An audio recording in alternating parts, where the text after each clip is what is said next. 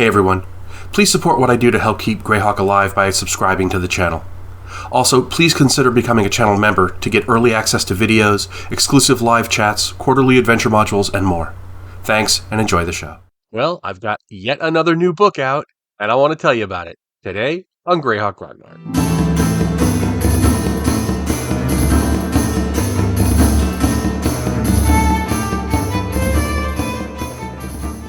So, as you doubtless know, a couple weeks ago, Wizards of the Coast opened up DM's Guild to Greyhawk content, and I very quickly got my Greyhawk campaign guide out there.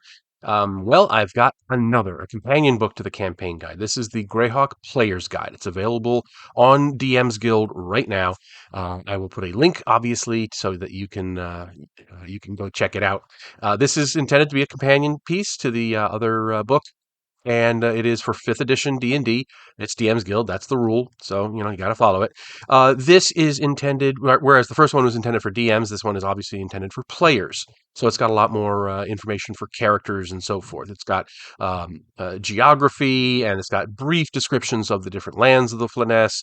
It's got a section on languages. It's got different subclasses for every class. So there's like a barbarian, Path of Vatun, and it's got the College of Balance for bards.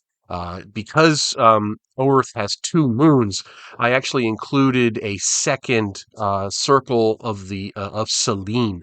So the circle of the moon that's in the player's handbook is actually the circle of Luna in Greyhawk, because two moons means you need to have two circles. There's all kinds of things for fighters. There's a brigand and a cavalier subclass. Monks get a couple. There's the Warrior of the Grey Hand, which is Zuoken's people. There's a Warrior of Rao. I'm sorry. The Grey Hand is Hextor. The Warrior of the Fist is Zuoken, and of course there is the Warrior of the Scarlet Sign. Paladins get the Oath of Obedience, which is appropriate for like Saint Cuthbert and Foltis and so forth. Rangers get the Guardian subclass, so you could have like the Rangers of the Gnarly Forest and so forth. Rogues get acrobats and mountebanks because I'm leaning into the Gord the Rogue books.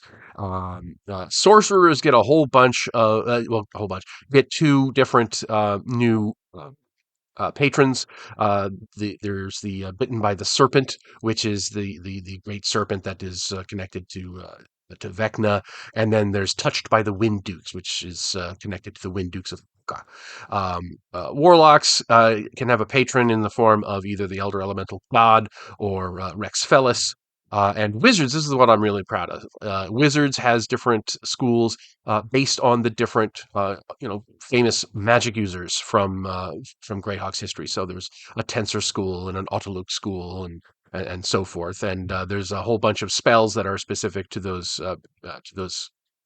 wizard schools as well. Now, these are not, I didn't just put in the new spells. These are actual wizard subclasses based on those magic users. So there's kind of, they're themed based on the personalities and the different uh, uh, spells that those wizards had put together. So I'm very very pleased with that. There's new backgrounds. There's like a there's a cultist background. There's a fugitive background.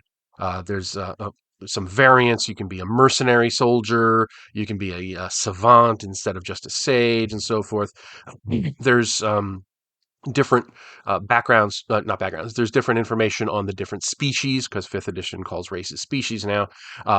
So it goes into how people in the world of Greyhawk would react to, say, an Aasimar or a Dragonborn or a Goliath or a Tiefling. And it really emphasizes the humanocentric form of Greyhawk, and it also includes sub races of humans. So there you can be a Seul, Iridian, Backloonish, and so forth. And it gives some background in there. There's also the Rennie, which is I'm very very pleased with. And of course, there's over 100 spells to flesh out those wizard schools. And then there's a quick list at the back of the gods of Greyhawk, and that map again. So anyway, hope this sounds interesting to you if you're playing 5e. I know a lot of people don't, but I'm aiming this at new players who are discovering Greyhawk for the first time through the DM's guide. Now I'm trying to steer them into a more old school vision of the setting. That's closer to what I know and what a lot of the fans know. It's still 5e, but you can you can play 5e in different ways, and you can kind of nudge it towards a more old school way of going. So anyway, Greyhawk Player's Guide available right now on DM's Guild. Please do check it out, and link will be below. Hope you're all having a wonderful, wonderful day, and I will talk to you all later. Thanks for watching today's video. Please remember to hit the like button and subscribe to the channel. Below you'll find links to my Patreon, which helps make these videos possible. You'll also find the web store where you can buy my books, and my blog where you'll find all sorts of free downloads and other articles. Thanks, and have a great day.